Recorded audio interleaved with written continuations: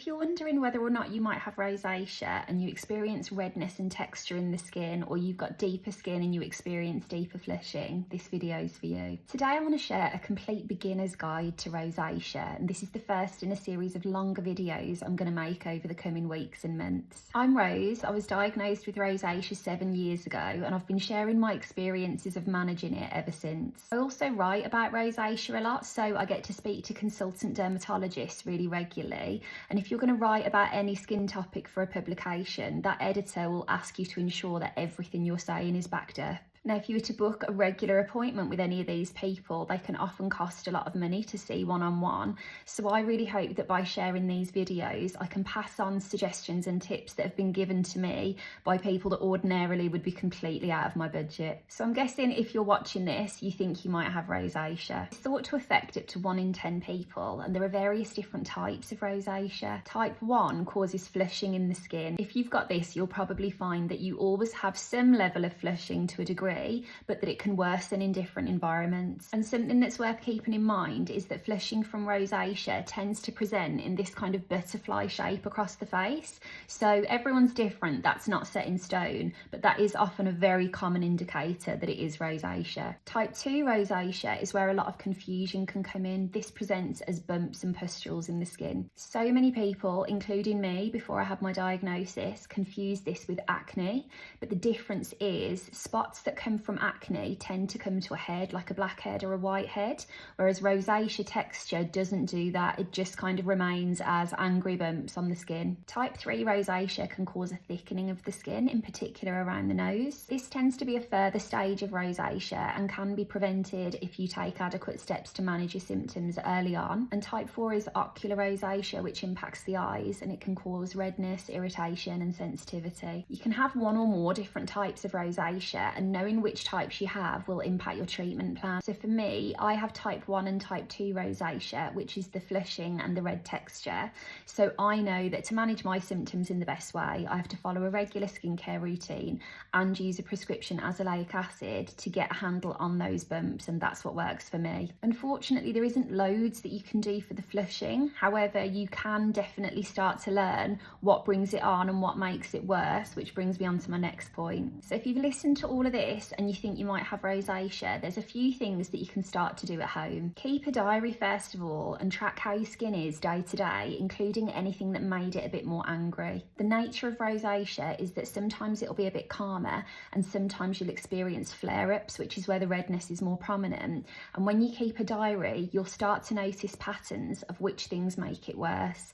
Now, for a lot of people, this can include things like hot and cold temperatures, like a boiling hot shower or going out into the cold, things like spicy foods, sugary foods. Stress is a big one, but the more you monitor your symptoms, the more you'll notice the things that set it off, and then you can change your habits to make sure that you are doing everything you can to keep your skin as calm as possible. That's not to say you're going to give up all these things that set it off, because there's loads of things that set mine off that I very much enjoy, but I'm just mindful that maybe if I know a certain food is going to set it off, I wouldn't have it the night before a special occasion, for example. Then I would use a really simple skincare routine every day. Even if you're not currently using all of these steps, they can be really good to help to strengthen the skin barrier, which in turn will help to reduce your redness. An ideal routine would have a gentle cream cleanser in it, a gentle moisturiser for twice a day, and then a high SPF every morning. As a general rule, brands like La Roche-Posay, Avène, CeraVe, Vichy are all brilliant places to start. If you go to Boots and look for the French pharmacy brands, you know there's going to be so many great options within those brands. I wrote a feature not long ago for The Independent full of recommended products, so if you're looking for the best place to start, by all means have a read of that. But that said, I've got years worth of videos on rosacea on my pages, so even if I recommended something a really long while ago, the guidance for caring for rosacea hasn't changed, so even an old recommendation will likely still stand. One of the things I do want to point out is that I'm going to end up contradicting myself across the course of these videos, because let's say, for example, the gentle cream cleanser recommendation. That is something that so many dermatologists have told me they would recommend someone with rosacea to be using in their routine. But the truth of the matter is, day to day, I tend to use a cleansing balm to take my makeup off, and that isn't a particular thing that any derm has said to me is great for rosacea. But I know over the years, managing my own skin, that when things are calmer, I can tolerate that well, and that's how I like to take my makeup off. But by all means, if my skin is particularly flared up or angry, I'll always go back to those basics. And really, I wanted this video to be your initial starting point if you're just on your journey to discovering your skin. So take with a pinch of salt the fact that all of these recommendations are really there to get you going. And then as you experiment and learn your own skin, I'm sure you might want to bend the rules along the way too. But I'm not going to sit here and say to you that I'm following every single rule by the book, because I'm not. And you don't have to, like, it doesn't have to be such an ordeal. So often when people say, if I recommend something, say someone will write, but that has this ingredient and that has that ingredient. But I personally don't think it's simple as that.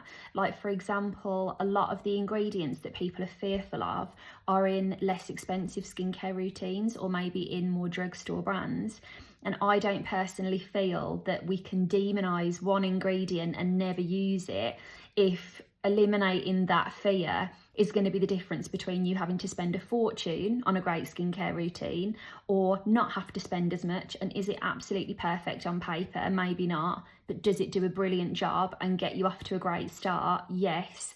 I would rather just consider all things in balance than be too much of a stickler for the rules. All of this said, rosacea is a medical condition, and the only way you're going to know for sure if you have it is to seek a diagnosis from a medical professional. This is one of the reasons why I don't personally go back to DMs or offer one-to-one advice. I'm in no position to do that. I'm not qualified to do that. I'm not a doctor. It's really important that you seek a one-on-one consultation for that kind of advice. So in my next video, I'm going to discuss the various ways that you can do that. Obviously, the first thing that comes to mind is visiting your GP, but that's not the only avenue available to you today. There are lots of online services, for example, the Boots Online Doctor, that enable you to speak to a medical professional without having to book an appointment in that way. So I'll go into loads of detail about those services next time. The dermatologists I've spoken to over the years have very much suggested that the key to managing your rosacea spans lots of different things, you know, lifestyle factors. For some people it can be dietary factors, in particular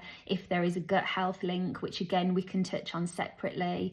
But ultimately, one of the main ways to manage your symptoms is getting a really simple routine that you can stick to, and then maybe using a targeted treatment alongside that. For example, how I said for me, azelaic acid is that ingredient that really targets the pustules and texture. Someone else I want to point you in the direction of, if you're at the beginning of figuring out how to manage your rosacea, is Lex from Talented Lex. She has been researching and writing about rosacea for years, and she has so many brilliant resources online. So she has a website where she'll have spoken about any given topic in great detail, and she also interviews like medical professionals a lot to get their steer on different things. She has a lovely private Facebook group, so if you wanted to join and have a private space to ask recommendations from like-minded people, that's a lovely place. She has social media pages where she posts videos or generally chats through rosacea.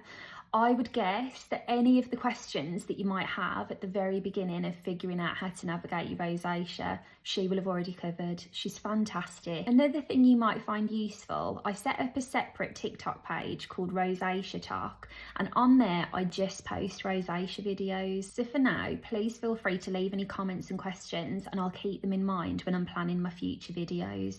There are so many different tangents you can go on when you're researching this, and so to keep things as concise as possible, I thought I would do lots of little videos rather than trying to cram everything into one. But please remember, above all else, in particular if you're at the beginning of your journey, there is so much that you can do to manage your symptoms, and I say that having been reassured of that from medical professional dermatologists that are looking at skin every day, helping people to transform their skin every day. Like when I was first diagnosed, I was 28, and I'd always had redness, so it had never occurred to me that it was abnormal for a start, or that there was anything that could be done for it. And don't get me wrong, I always have a degree of redness. I've got no foundation on today, just all of my other makeup bits. But there is a lot you can do to reduce it. And so just because you've always had your skin look a certain way doesn't mean it always has to be this way. And you would be amazed at how quickly you can start to see really big changes in your skin. So fingers crossed, we'll go through all of those things together. Thank you for watching, and I'll chat to you soon.